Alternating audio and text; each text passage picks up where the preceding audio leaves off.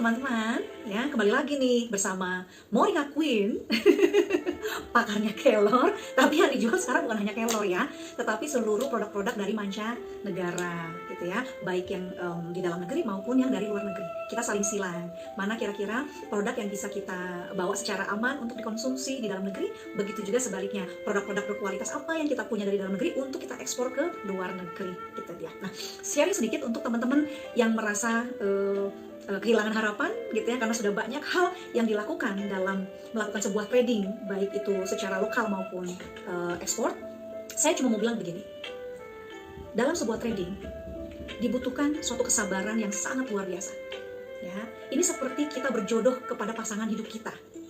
Ketika kita sudah bertemu dengan buyer gitu ya, kemudian kita mencari apa keinginan yang buyer inginkan dari produk-produk yang sudah diorder misalnya. Nah, kita pun akan mencari belahan jiwa kita yang lain. Siapa itu? Ya supplier, ya produsen, ya manufacturing gitu ya.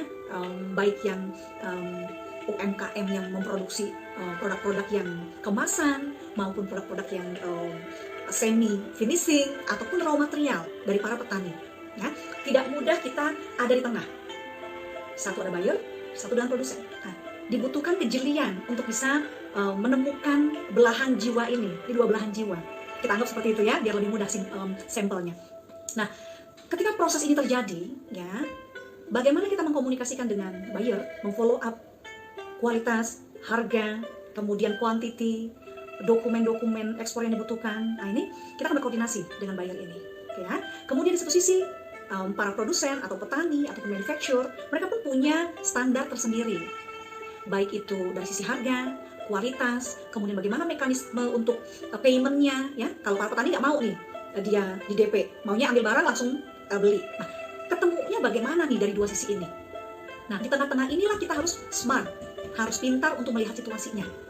Dibutuhkan kejelian, harus sabar, harus tenang, harus punya pengharapan, harus terus berhubungan dengan orang lain. Latih perasaan dan kepekaan kita untuk membaca situasi dan karakter orang. Karena tidak semua trading ya, para produsen ataupun buyer memiliki karakter-karakter yang baik. Ya, kita harus tetap membaca situasinya, membaca kemungkinan-kemungkinan apa yang terburuk yang akan kita lakukan untuk kita bisa menjadi buyer agent ataupun buyer produsen. Itu dia. So, untuk teman-teman yang tetap merasa bahwa kehilangan harapan atau merasa lelah gitu ya, untuk menjadi seorang trader, jangan lelah. Semua ada waktunya, semua ada kliknya. Ini adalah jam terbang. Jadi harus kita latih jam terbang kita, bagaimana kita menemukan kedua sisi ini, dari sisi produsen, dari sisi buyer, kita pertemukan kliknya. Sehingga kita akan ada di tengah untuk mendapatkan money systemnya, komisi fee yang berjalan. Gitu.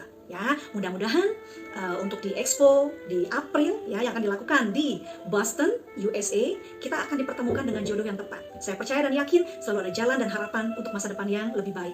Oke teman-teman, itu dulu dari saya. Salam sukses untuk kita semua dan tetap berpengharapan. Yes!